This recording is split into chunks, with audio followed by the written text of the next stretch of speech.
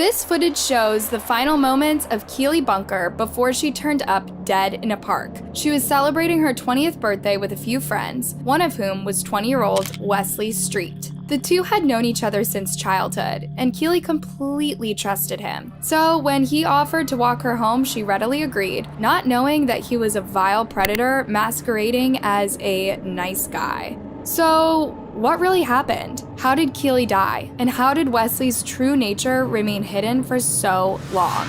Let's explore this heartbreaking case of Keely Bunker, the innocent 20-year-old who was raped and murdered by a childhood friend by accident. Born on September 7th, 1999, Keely Bunker was a beautiful, vibrant, and outgoing young woman from Tamworth, UK.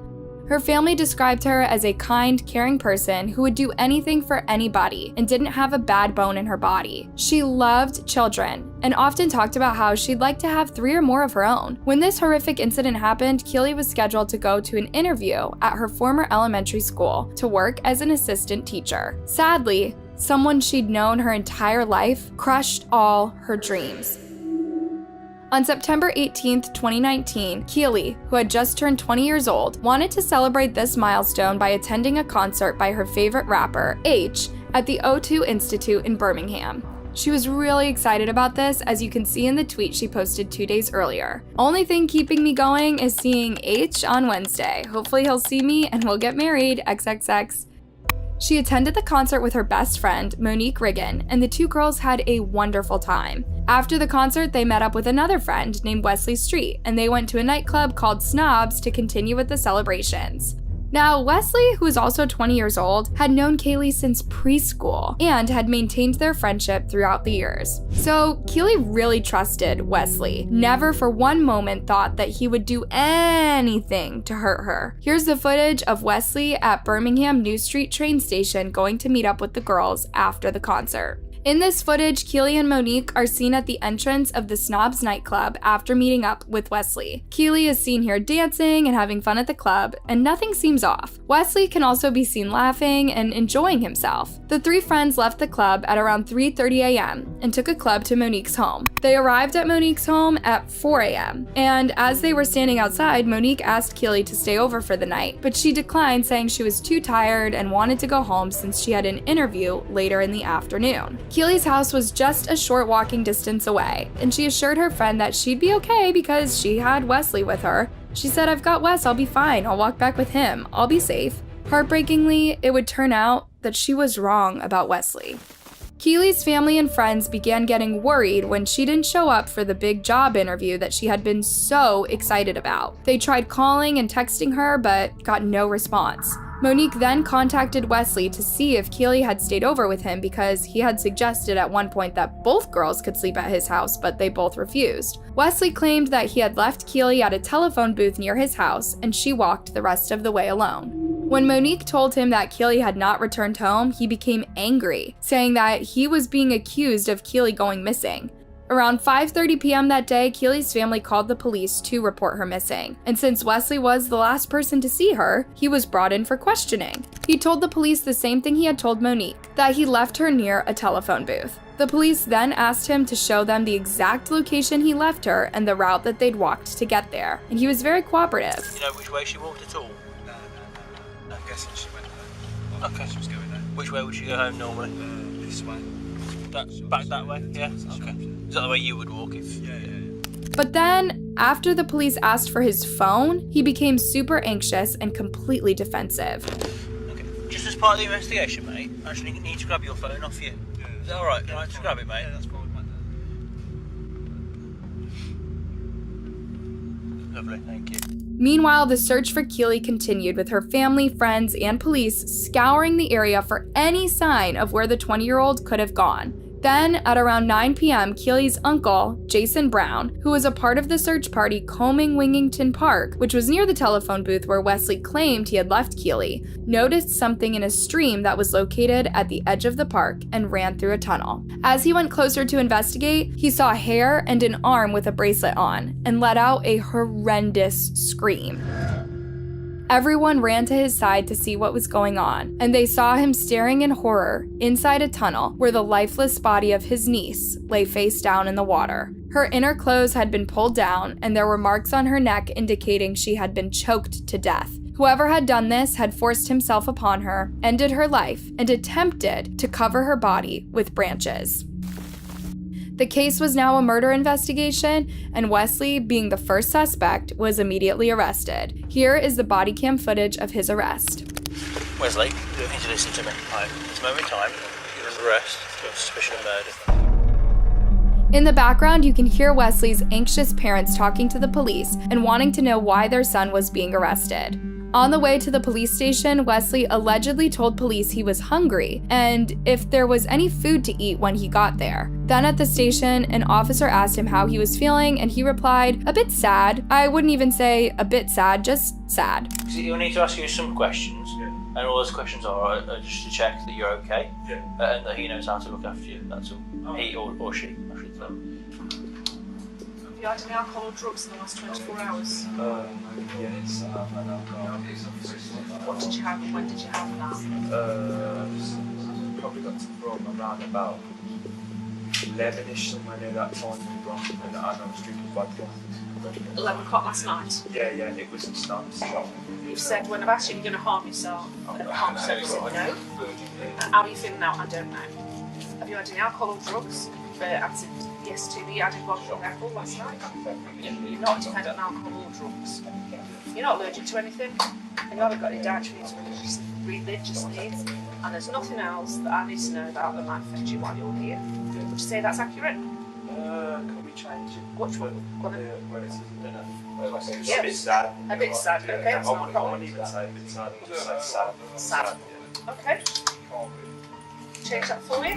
During the interrogation, Wesley denied that he knew anything about Keely's murder, insisting that he left her at the phone booth and went home. However, when the investigators checked his phone GPS, they saw that he had not gone home as he claimed. Instead, he had gone to the park, where Keely's body was found. Also, CCTV footage, which has never been released, showed Wesley and Keely walking together towards the park at 4:23 a.m. in the morning. In the footage, Keely was reportedly seen trying to get away from Wesley. The two were inside the park for about 1 hour, and then Wesley was seen leaving the park by himself. But the GPS on his phone showed that he returned to the park several more times that day. Wesley's jacket and ATM card were found in the park. His DNA was also found all over Keely's body. With this evidence, Wesley was charged with sexual assault and murder. Wesley's trial began in August 2020, and several people were called to testify. One was Keely's best friend, Monique. She told the court she had known Keely since the age of 10 or 11, describing her as one of my closest friends. She also said she had known Wesley since high school, adding, "He was just everybody's friend, just a friendly person." She told the court that she, Keely, Wesley, and another male friend would often meet up at a bench in Wingington Park, near Tamworth Rugby Club, to smoke cannabis before going to bed.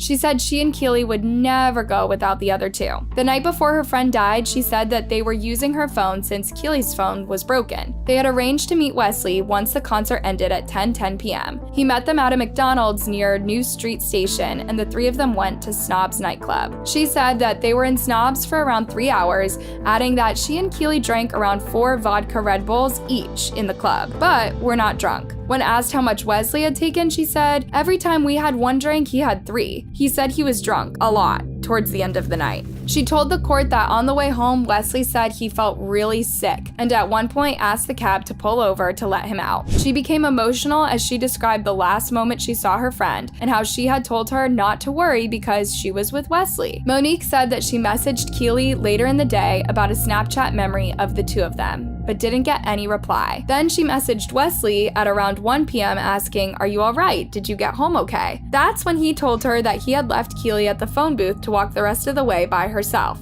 But she said Wesley kept changing his story about what happened during their walk home. First, he said he went from the phone box to be sick in his house.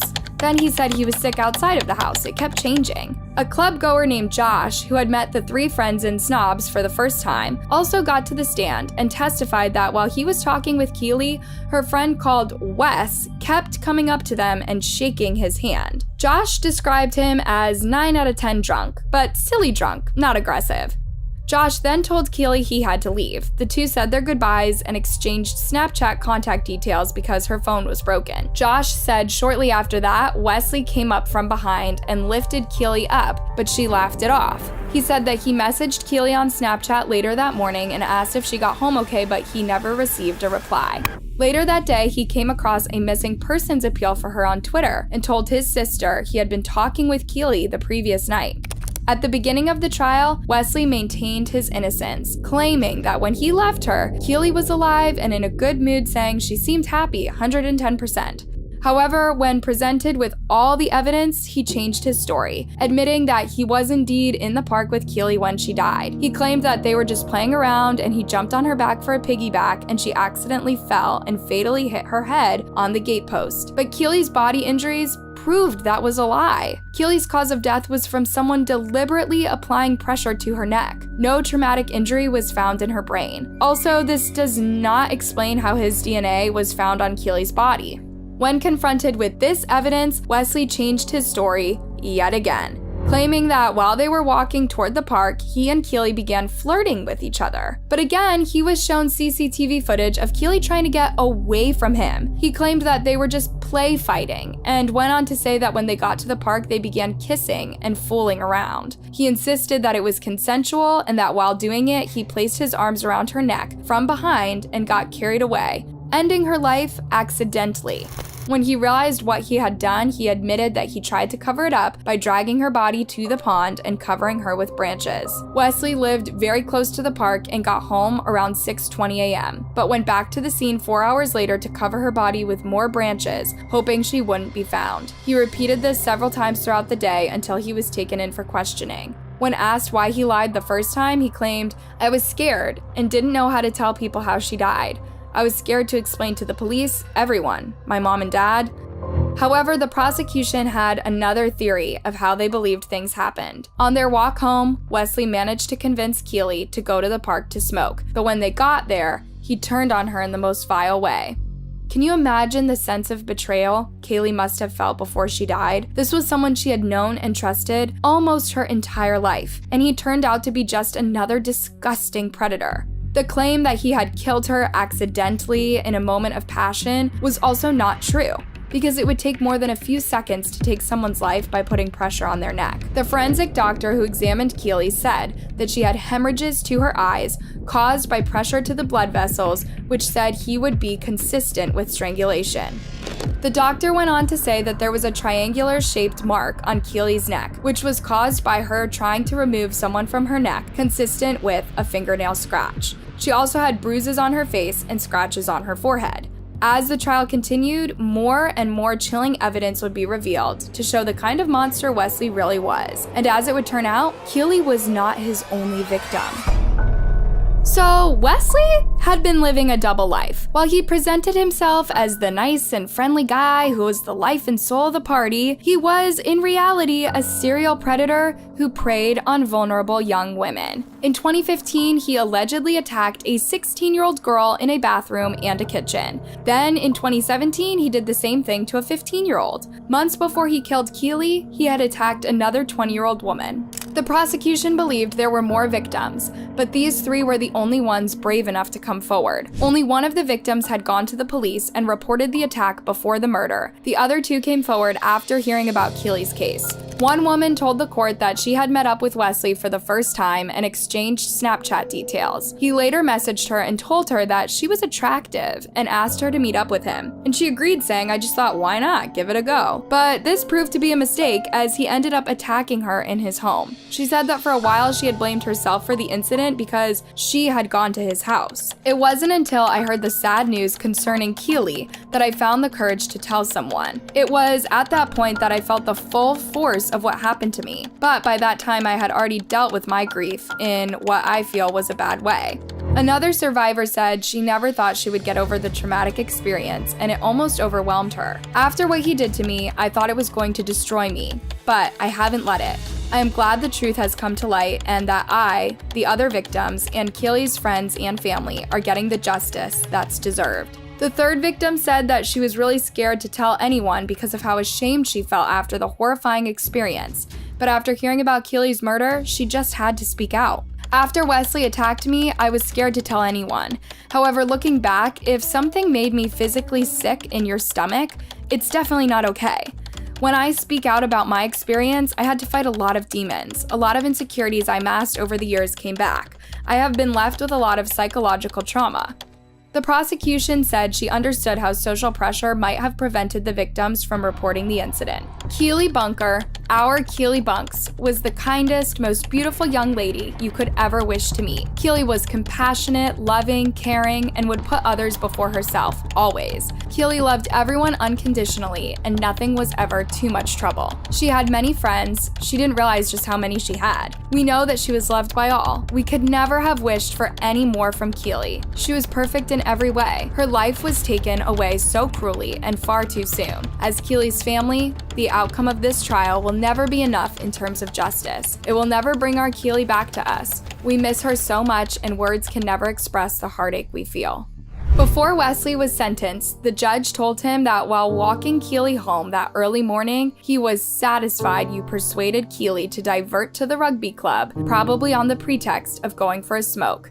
He said, "What took place in Willington Park is you proceeded to rape Keely Bunker, in the course of which you murdered her by throttling her, in all probability, by placing her in a chokehold for a sufficient period of time to kill her." The judge said the chokehold would have been minutes rather than seconds. When you had finished with her, you decided to hide Keely's now lifeless body by depositing it in the brook, covering it up with branches. You then walked back to your home, went to bed, and slept.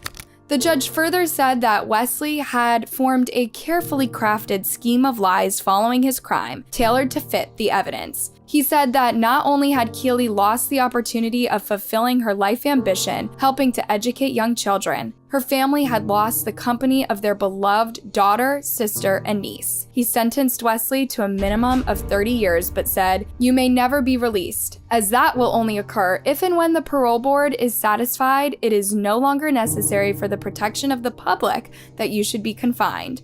Even if you are released, you will remain on license and subject to recall for life." After the trial, the lead investigator on the case said she welcomed the outcome of the conviction and sentencing and hoped that it would bring comfort to Keely's family and friends.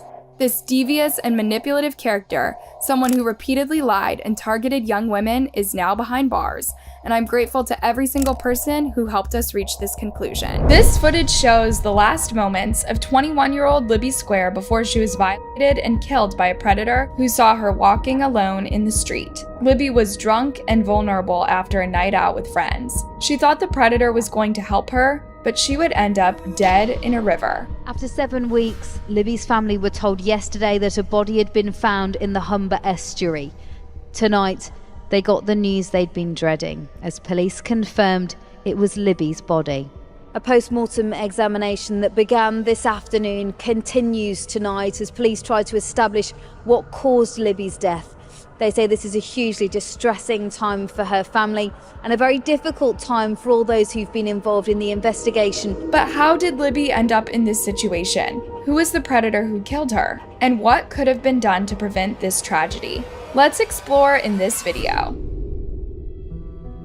Liberty Anna Squire, properly known as Libby, was the eldest of 4 children of Lisa and Russell Squire. She grew up in Buckinghamshire, England, and was described as fun, talented, and down-to-earth. She made friends easily and always made an effort to include everyone. She was especially close with her mom, who had nicknamed her Pie because of her sweet, outgoing personality. Libby was also hardworking and extremely intelligent, but sometimes she would push herself so much that her mental health began to suffer. She found herself battling an eating disorder and her grades started to slip. But she managed to graduate from high school and then took a gap year to travel and relax. When she got back, she joined the University of Hull to study philosophy. In 2019, Libby was 21 years old and in her second year at the university. She was doing pretty well in her studies while also enjoying the social aspect of being in the university. She had a great group of friends and would occasionally go out drinking and partying around the city. And that's exactly what they did on the evening of January 31st, 2019.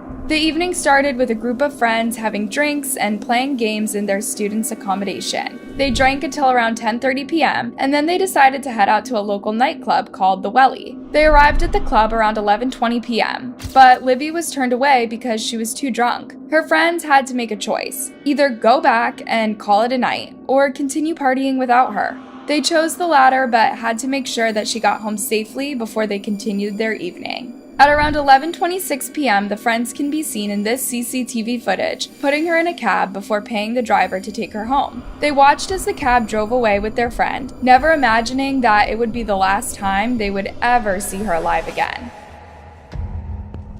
Hours had gone by since anyone had heard from Libby. The friends were now back on campus and were winding down for the night. Just before 3 a.m., one of Libby's friends sent a text to her roommate who had stayed in to check how Libby was doing. She was shocked to learn that Libby never came home, and no one had seen or heard from her since earlier that night. The friend and the roommate were concerned that something had happened to her, but since she had left her phone at home, there was no way of reaching her. They called other people on campus to see if they'd seen her, but no one had. The friends' concern turned into fear when they found Libby's keys in the garden. What if she was hurt or something? Libby was not only super drunk, but it was really cold outside, and the snow was beginning to cover the roads. They knew it wasn't safe for her to be out there, so at 2:21 a.m., they called the police and reported her missing. They also called Libby's parents and informed them of what had happened. With Libby's history of mental health issues, her friends and family wondered if this was a cry for help. But they quickly dismissed this theory because she had been in such a good place lately and seemed to really enjoy her time on campus. She had also received good grades in her exams over Christmas. The search for Libby began almost immediately, with over 70 police officers being assigned to the case. They went door to door making inquiries and searched nearby drains, bins, and wooded areas for any sign of the missing students. Libby's classmates also joined in on the search, with the locals being asked to check their sheds and properties in case she's gone there looking for shelter. Since Libby Squire was last seen, and forensic officers from Humberside Police have spent today at the place where she was last spotted. They collected items of interest as their investigation into the missing 21-year-old student continues. Police say they're extremely concerned for her welfare. Specialist teams aided by Coast Guards are continuing their search efforts along the nearby River Hull. Students have also helped in the ongoing operation.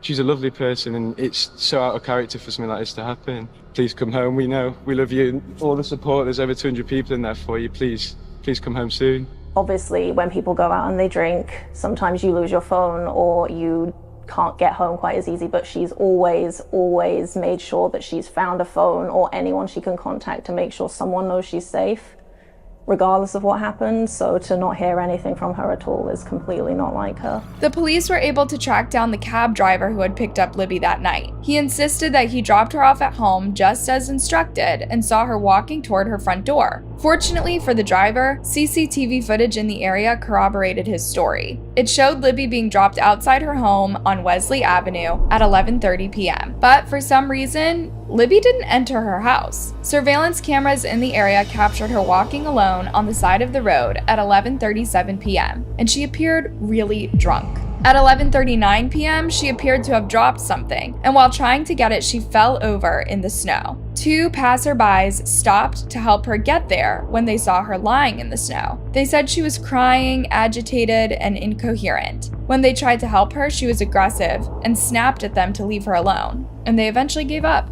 A group of students then saw her and tried to get her inside their house to check if she was okay, but she ignored them and continued walking aimlessly down the road. Authorities said that given how cold it was that early morning, Libby might have been showing early signs of hypothermia. At this point, things were not looking good, but police said they were still treating it as a missing persons case. They urged anyone with information to please come forward. If anyone was driving around the area between 11 p.m. on Thursday evening and 3 a.m. on Friday morning and has dash cam footage we would urge them to come forward. Libby's parents, who were now getting desperate, began making appeals to the public to please help find her. Libby, my darling pie, we just want to know that you're safe.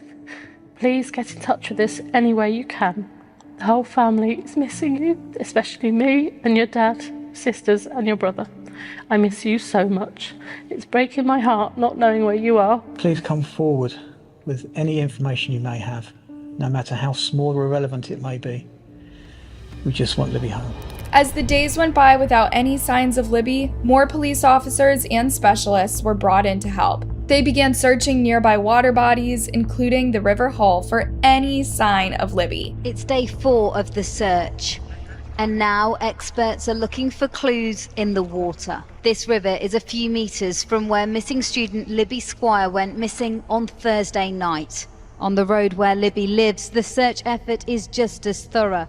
Police officers hoping to find even the smallest clue to piece together her last known movements. We did discover a mobile phone, which despite analysis has not provided any further insight as to where she may be or her movements that night. Whilst her location is not yet known, this does not mean she has come to harm, but we must carry out a thorough investigation and explore all possibilities. Eventually, the police would receive their first real break in the case. Police received a tip from someone who said that they'd heard a woman screaming around Oaks Road playing fields at around 12:15 a.m., the night Libby disappeared. The screams were coming from a nearby wooded area and were so loud that they woke him up. He looked out his window and he saw a man hurrying towards the car. With this new information, police checked the cameras around the area, and what they saw was enough to upgrade the case from a missing person to an abduction. On the footage, they noticed that a silver Vauxhall Astra car had been driving around the area for hours before Libby was last seen. At around 11:55 p.m., the car pulled up at the end of the road near where Libby was walking. Then someone came out and started walking toward Libby, as if following. But then they crossed the road and walked on the other side, but in the same direction. It was as if the person was trying to gauge the situation and see if Libby was really alone. When they confirmed that she was, they crossed back over the road and started talking to her. It's not clear what they talked about, but they're seen 5 minutes later walking together in the opposite direction from the one that Libby had been heading in. A few minutes later, Libby is seen standing on the pavement while the driver is sat in the car. You can see a few lights flashing as cars pass by. Police believe that whoever the driver was waiting for the coast to be clear before proceeding with his plans.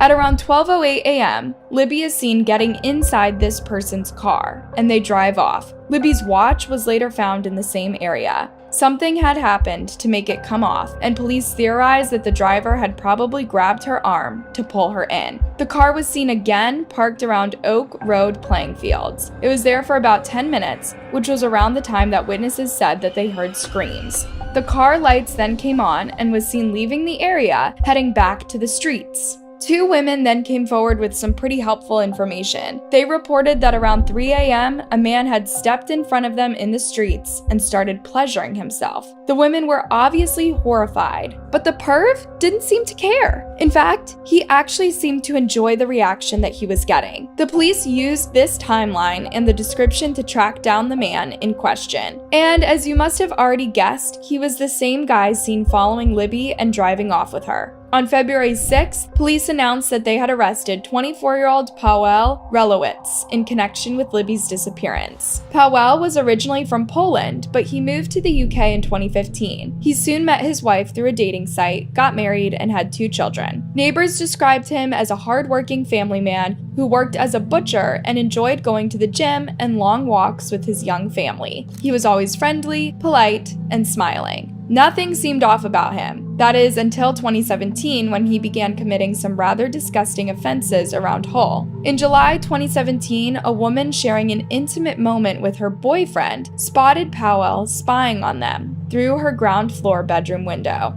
Then, in December of that year, he broke into a house and stole 2 pleasure devices. He also stole cash, clothes, and pleasure devices in separate robberies. In January 2019, less than 3 weeks before Libby's disappearance, he pleasured himself in front of groups of women on 2 separate occasions. In one of these incidents, he followed the women home and climaxed at their front door. How disgusting. But although he was leaving his DNA everywhere, he could not be identified since he had no criminal record. While in the police car during his arrest, Pawel started to laugh, apparently completely unfazed by his charges. Police had found a bag containing intimate toys, women's underwear, and photographs of women, all of which he had stolen in burglaries. His DNA was also found on some of these items. On August 13, 2019, Pawel pleaded guilty to 9 offenses, including voyeurism, outraging public decency, and burglary. He denied being involved in Libby's disappearance,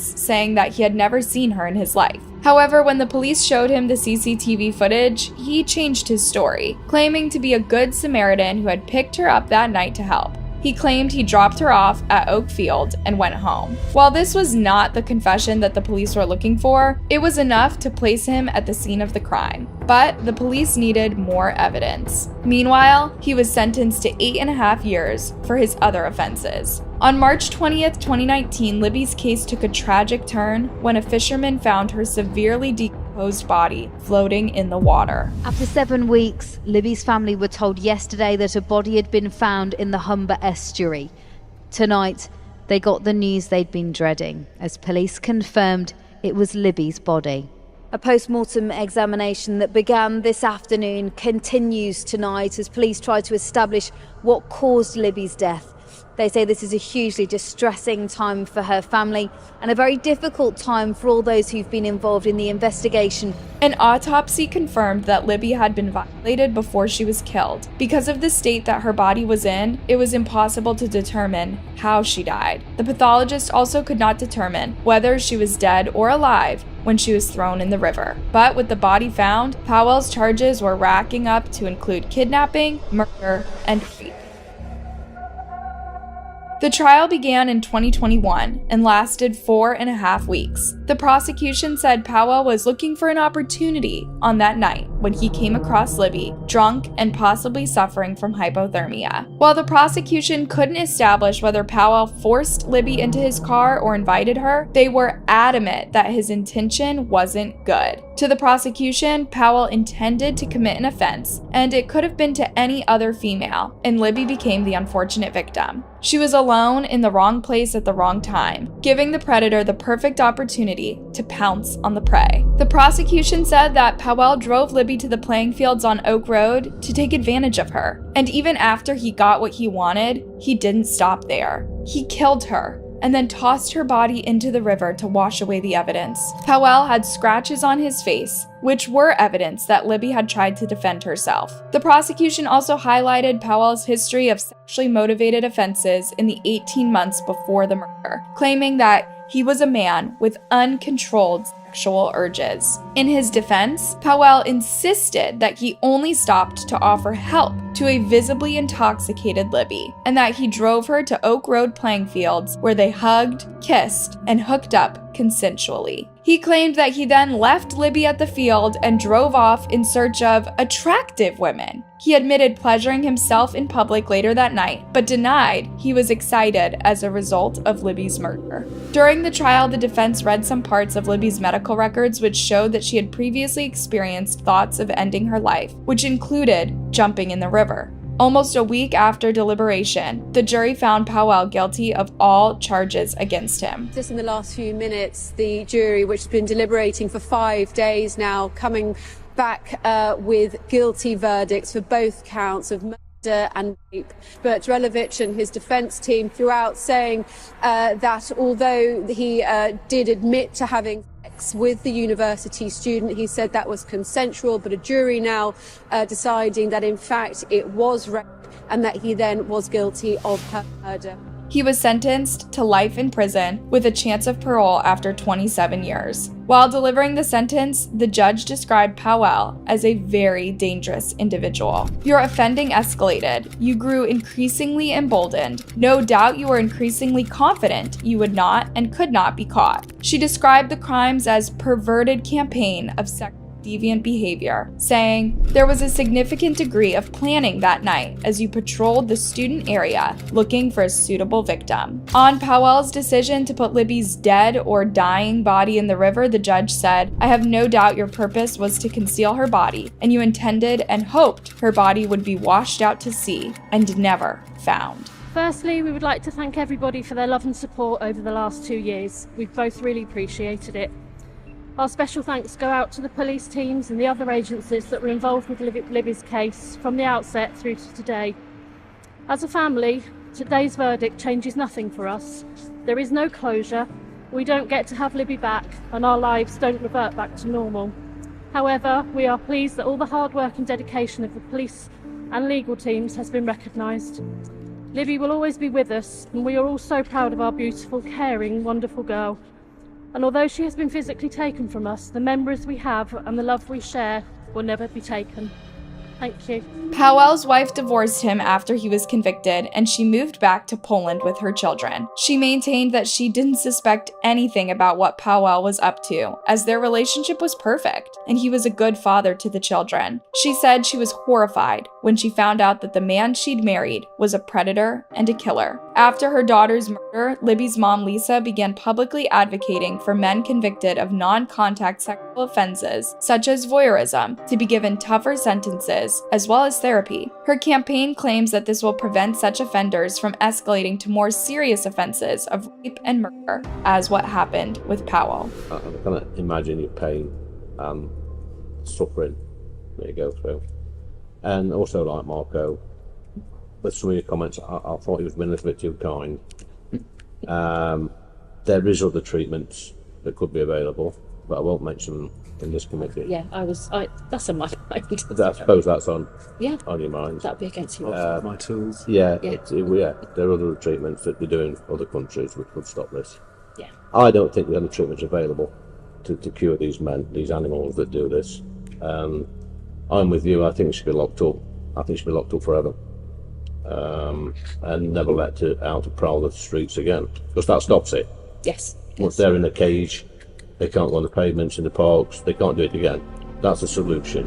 In March 2022, Lisa met the then Prime Minister Boris Johnson, who sympathized with her situation. She talked to him about the seriousness of the issue, saying that her daughter was just one of the many young girls who fall victim to malice predators like Pawel. She argued that anyone convicted of murder should automatically get life in prison without parole. To get closure, Lisa reportedly asked to meet Pawel in prison in October 2022. A lot of people don't understand this. I don't hate him. I'm not angry with him. I just want information from him. I don't wish to understand why he did what he did. For me, it's very much about finding out how she was in those last 20 minutes of her life. However, Pawel later turned down the meeting, saying that he's appealing the case. Lisa was shocked when Pawel refused to see her because he had agreed to the meeting and even told her the conditions for them to meet. I was really tearful and it knocked me. I was very, very upset and was really surprised by my reaction because I didn't think I would be like that. He says he's appealing his case, and if he's appealing a case, then you can't speak legally. You can't speak to him, which makes sense, but we don't have any evidence that he's appealing the case at the moment, so he'll have his reasons. This is the video of Madeline Soto taken at her last birthday party. She seems happy and excited to be turning 13, but the next day she would go missing.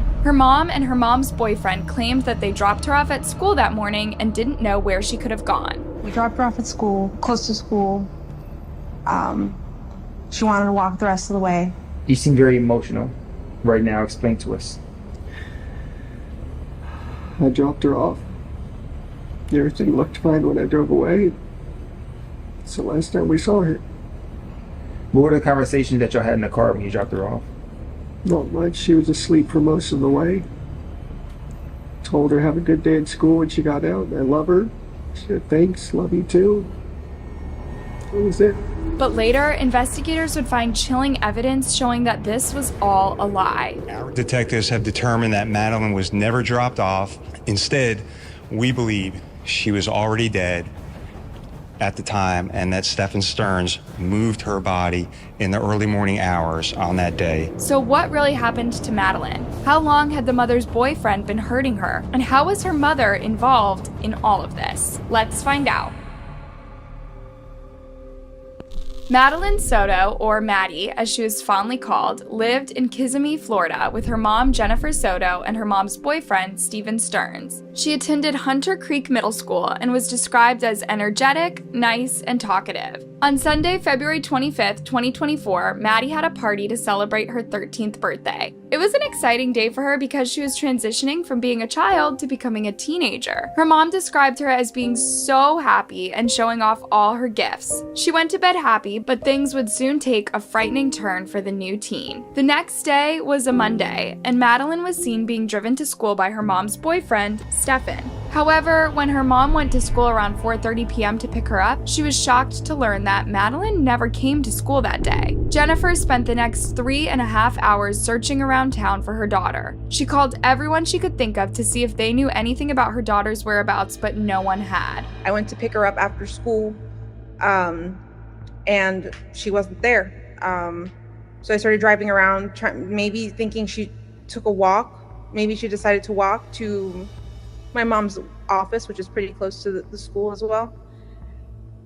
Drove around and I didn't see anything. I drove back to the school was closed. I emailed one of her teachers. They confirmed that she was absent all day. At that point is when I called 911 because I realized something was truly wrong. Madeline was reported missing around 8 p.m. that day. Florida Department of Law Enforcement is issuing a missing child alert for Madeline Soto. Orange County Sheriff's Office shared her missing person poster earlier today.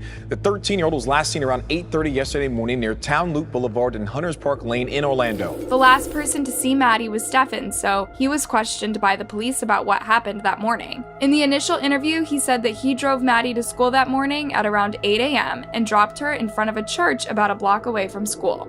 And she wanted to be dropped off a little down the ways from the school. She's got this phase that she's been into lately where she's very particular about what car she's seen getting out of in front of the school. He claimed that Maddie was asleep on the ride to school and that when he dropped her off, she seemed to be walking in the right direction. She was asleep in the car most of the time, just snoozing until we got there. Told her to have a good day. I loved her. She told me she loved me too. I turned around to leave and I was watching her in my rearview mirror. She looked like she was walking in the right direction. He went on to tell detectives how devastated he was when learning Maddie was missing. At that point, my brain was mush and I was on so many tranquilizers to keep me stable. He described Maddie as a good girl, saying that things were not the same without her around. She's a good girl.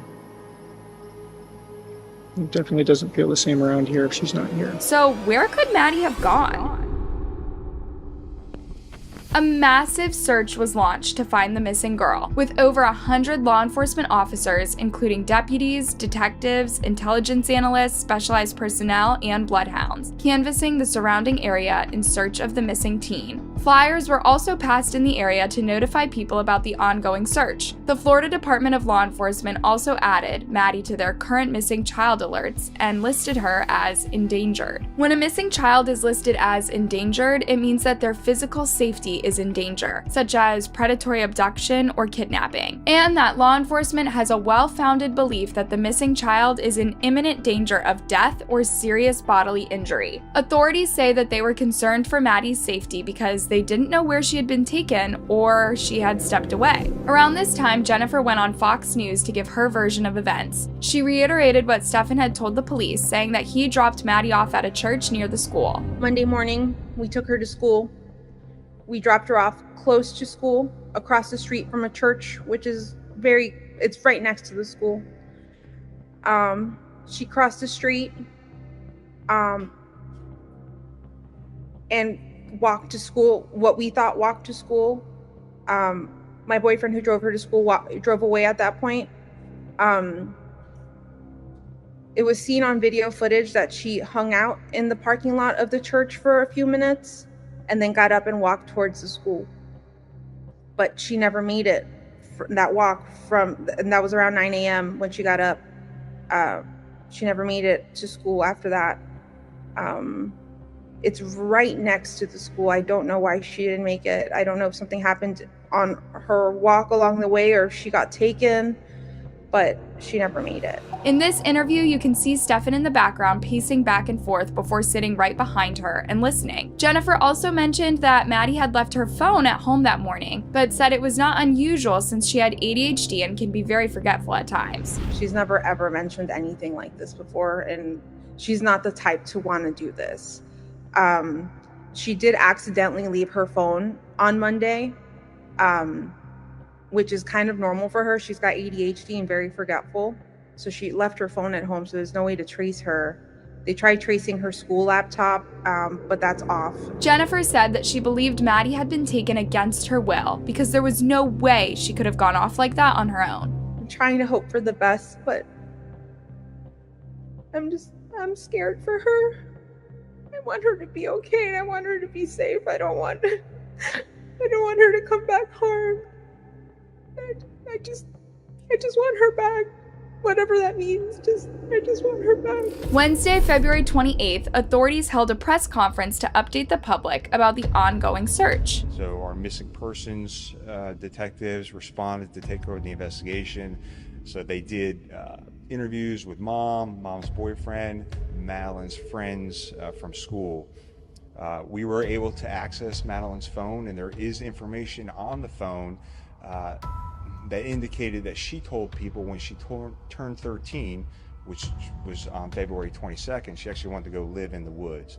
So that was in her phone. What would make a 13-year-old girl want to live in the woods? Was there something happening at home that she was trying to escape from? If so, what? But still, the timing of this seemed kind of suspicious. Like she left her phone at home with a message saying that she wanted to go off the grid and live in the woods. This just seemed too convenient, right? After this information, the search was expanded to include all wooded areas. As this was happening, Jennifer and Stefan appeared together in an interview with WFTV Channel 9 News. They both seemed distressed as they spoke about Maddie's disappearance. Tell me how you feel right now. I feel like I can't breathe. All I keep thinking about is, where is she? Is she safe? Is she okay? But we're all a wreck. My entire family is a mess. Stefan especially appeared distraught, saying that he kind of blamed himself for what happened. You seem very emotional right now. Explain to us. I dropped her off. Everything looked fine when I drove away. It's the last time we saw her. What were the conversations that y'all had in the car when you dropped her off? Not much. She was asleep for most of the way. Told her have a good day at school when she got out. I love her. She said thanks, love you too. That was it. And so where do you think she could possibly be? I mean, this isn't, as I was told, this isn't normal behavior.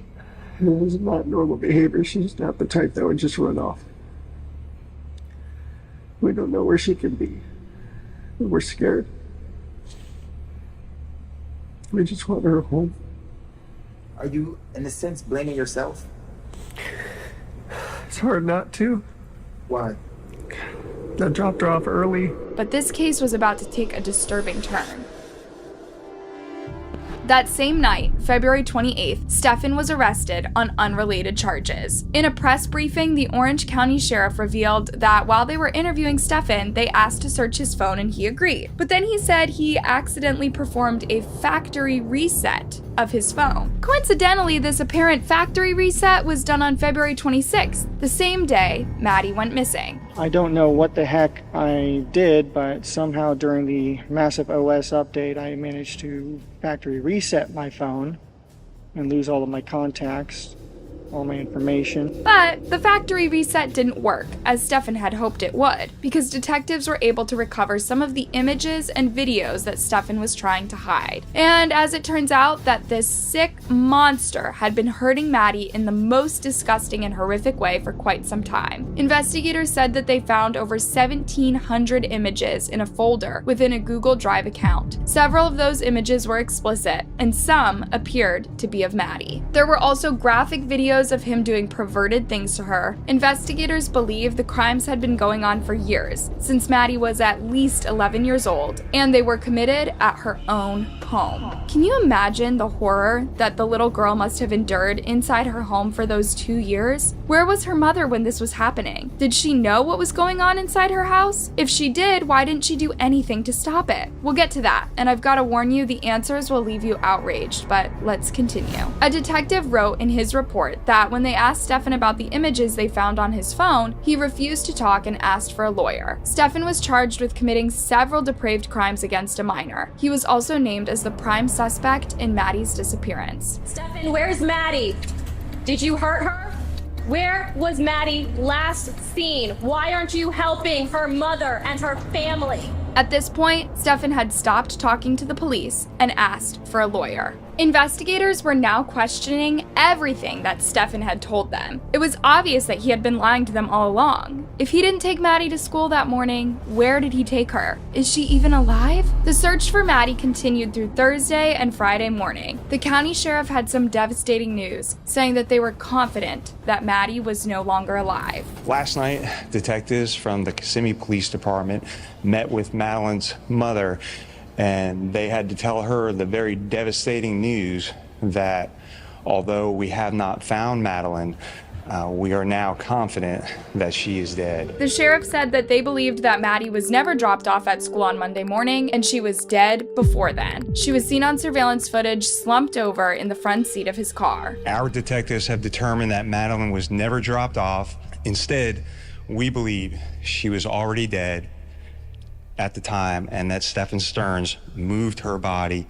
in the early morning hours on that day. Surveillance cameras also captured Stefan dumping Maddie's laptop and belongings behind their apartment complex around 7:35 a.m. that morning. We have video evidence that shows Stefan Stearns discarding items in a dumpster in that apartment complex in Kissimmee at 7:35 on Monday, February 26. Detectives later recovered Madeline's backpack and her school-issued laptop from that dumpster. At 8:19, we have evidence that shows Stefan Stearns returning to the complex, and Madeline was visible in that vehicle. We believe she was already dead at that time. The sheriff announced that at this point they were focusing their efforts on trying to recover Maddie's body. But it is the city of St. Cloud, as well as Kissimmee, the Orange County Sheriff's Office, and the Osceola County Sheriff's Office. They are the 4 agencies that were out there investigating. They are looking for clues, looking for the body of 13-year-old Madeline Soto, and then they tell us that they will also be doing this until they find her body for the remainder of the weekend. Detectives received tips that Stefan was spotted changing a tire on Monday between 1 p.m. to 2 p.m. at Old Hickory Tree and Noddle Road. This information led to multiple law enforcement agencies, including Kissimmee Police Department, St. Cloud Police, Orange County Sheriff's Office, and Osceola County Sheriff's Office, collaborating to search the area.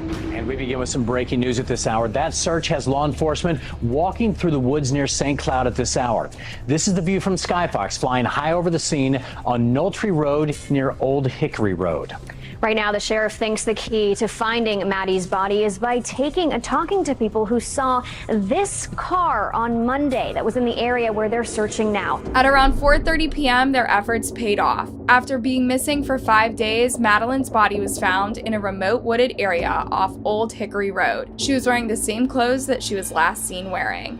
Breaking news at 6. Sources just confirmed at Channel 9 the body of missing 13-year-old Madeline Soto has been found. We have learned that a tip called in after this afternoon's press conference with Orange County Sheriff John Mina led detectives to her body.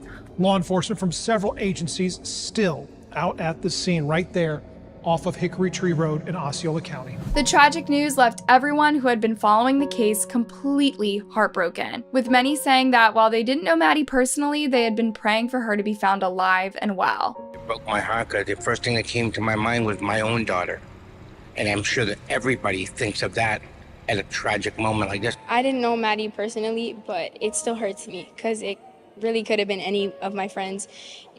But she's still one of my, I feel like she's family. The Bible teaches us that we have to cry with those who cry and laugh with those who laugh. So now we will cry with those who cry. We will mourn with those who mourn, and we will be able to give a message of hope and knowing that God is in control through it all. It's heartbreaking and saddening to kind of see this happening.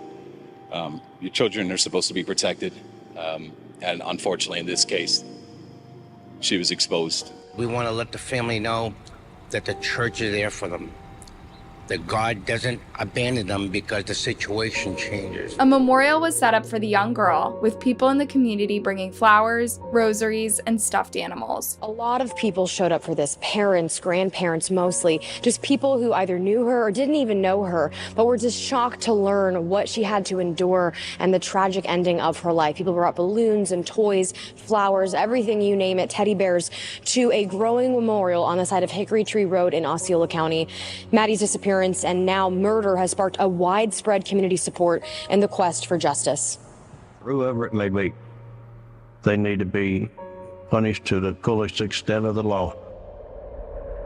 The case was now a murder investigation, and the police said that they were going to do everything they could to uncover the truth about what happened to Maddie. At this point, people were also beginning to wonder what Jennifer knew about her daughter's murder. Did she know all along that her daughter was no longer alive, or did Stefan fool her the same way he had fooled everyone? Now, people noticed that in her initial interview, she kept interchanging between we and he took her to school that morning. We dropped her off at school, close to school.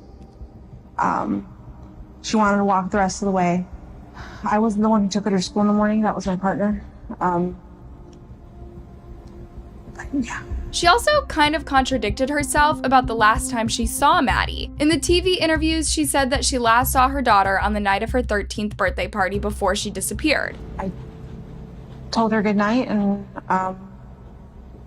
yeah, that was it. However, police documents showed that she told deputies on February 26th that she saw her daughter getting dressed for school at 8 that morning before her boyfriend took the teen to school. Now we know that's a lie, because Maddie was not alive when she was seen in Stefan's car that morning. It could be that Stefan pressured her to say all of these things to boost up his credibility, or she knew the truth and chose to protect her boyfriend over her daughter, which is really messed up. Since his arrest, Stefan refused to talk to law enforcement and didn't even show up for his first court hearing. He pleaded not guilty through his lawyer, who didn't even want the judge reading out the charges. The Orlando police chief said that Stefan probably thought that he could fool investigators. This is a perfect example of someone who probably thought, I could get away with this. Unfortunately, everything is now pointing to the fact that he has now been caught for the murder of this child. 2 weeks after Maddie's body was found, Stefan was hit with 60 more additional charges, all related to the horrific crimes against minors. But at the time, he was not charged with Maddie's murder because the autopsy results had not yet come out. While Maddie's mother, Jennifer, had not been named a suspect or person of interest in Maddie's murder, her interview with the police has revealed some pretty disturbing details about Maddie's home life before she was murdered. The interview was done on February 27th, and according to court documents, Jennifer told investigators that she had been dating Stefan on and off for about 7 years, and that he lived on and off at the home. During the interview, Jennifer stated while they were together, they, Jennifer, Stefan, and Madeline, would either all sleep in the same bed or Madeline would sleep with her when Stefan was not there. When asked if it was normal that Stefan and Madeline would sleep together without her being there, she also said yes. Jennifer stated that if she needed a good night's sleep due to her anxiety, she would ask them, Stefan and Madeline, to sleep in a different bedroom. The detective then showed Jennifer one of the photos retrieved from Stefan's phone and said that Jennifer did not want to believe Madeline and Stefan were engaged in sexual activity and said she didn't recognize anything in the picture, as if she was in denial. However, she became visibly upset. The court document goes on to say that when investigators left Jennifer to speak to Stefan, they found him asleep in an interview room at the sheriff's office, and he told them that Madeline wanted the family to share a bed and that she always needed human contact when going to sleep. Stefan referred to it as snuggling. He told the detectives, I'm the person she goes to when her mom gets in a fight with her, and she needs someone to comfort her, and I'm that person for her. When officers asked Stefan about whether Maddie had any sexual history, he said that there had been an incident involving a phone or a camera when she was much younger, but she wasn't scolded for it.